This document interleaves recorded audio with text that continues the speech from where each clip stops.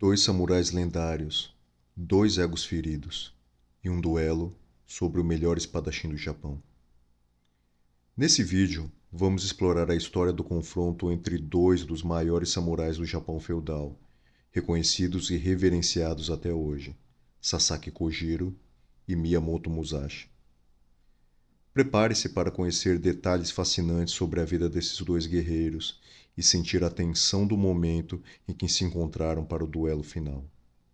E já que você gosta tanto de história como nós, por favor, inscreva-se no canal, dê seu like se o conteúdo for do seu agrado, pois assim você nos ajuda a crescer e mais pessoas poderão nos encontrar e partilhar da nossa paixão por história.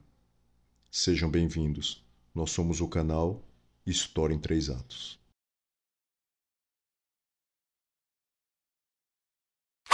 Ato 1. O insulto.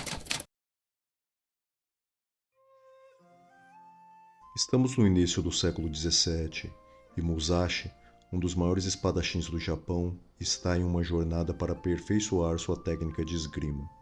Miyamoto Musashi foi um samurai japonês que viveu no período Edo, no final do século XVI e início do século XVII. Ele é amplamente considerado um dos maiores espadachins da história do Japão, e até aquele momento estima-se ter participado de mais de 60 duelos e nunca tendo sido derrotado.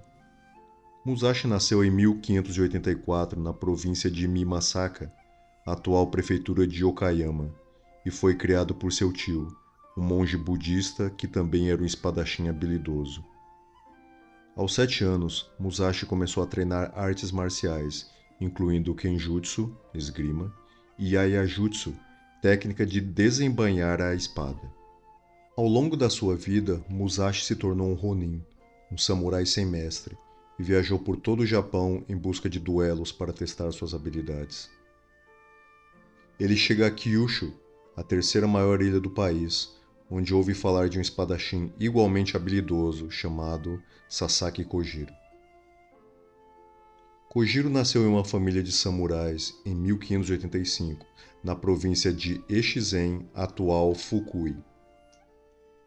Ele começou a treinar artes marciais desde cedo, estudando Kendo e outras artes de espada. Aos 20 anos, Kojiro foi para Kyoto, onde se tornou discípulo do famoso espadachim Kanemaki Jisai.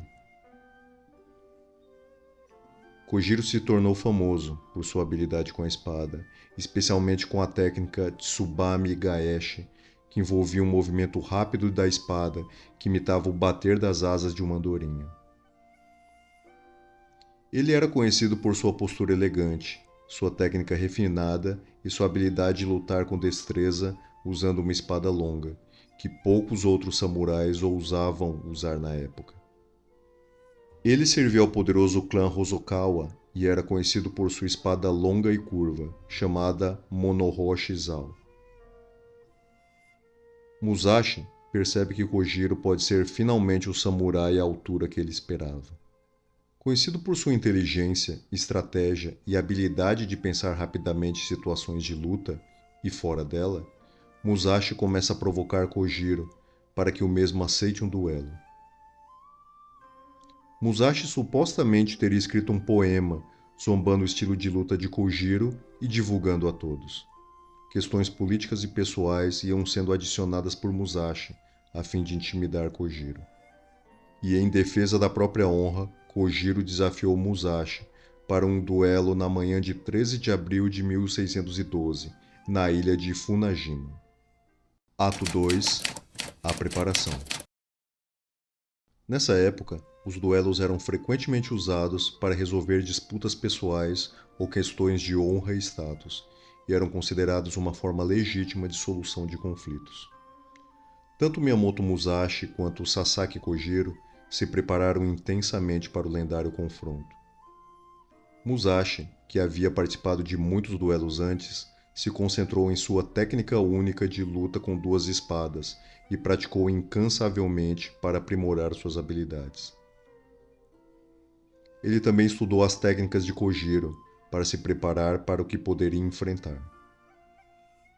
Já Kojiro era conhecido por sua técnica de luta com a espada longa, treinou para aprimorar essa habilidade e também estudou as técnicas de Musashi.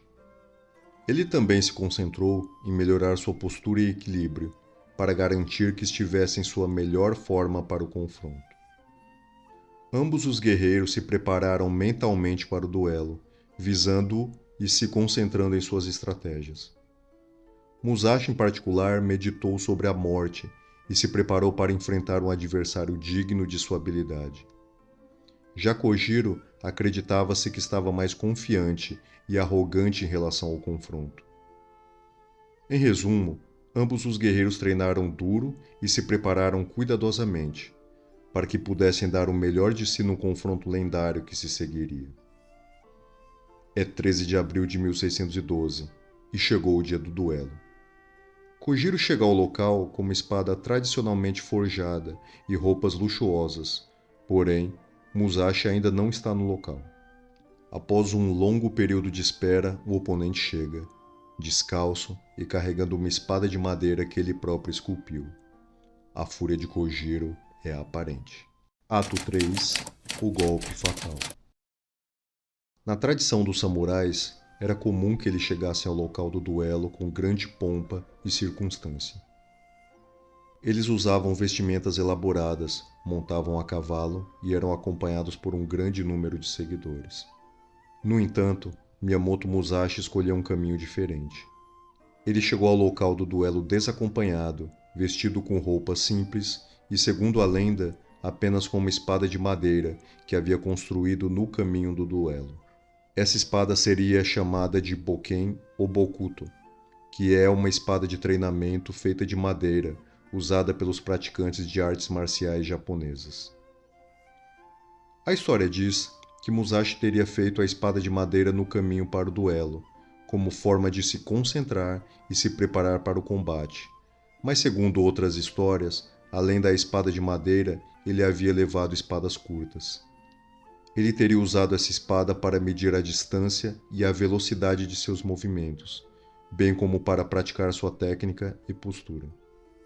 Sua escolha de vestimenta, de acordo com algumas teorias, foi para evitar ser reconhecido e atacado por outros samurais que poderiam ser seus inimigos.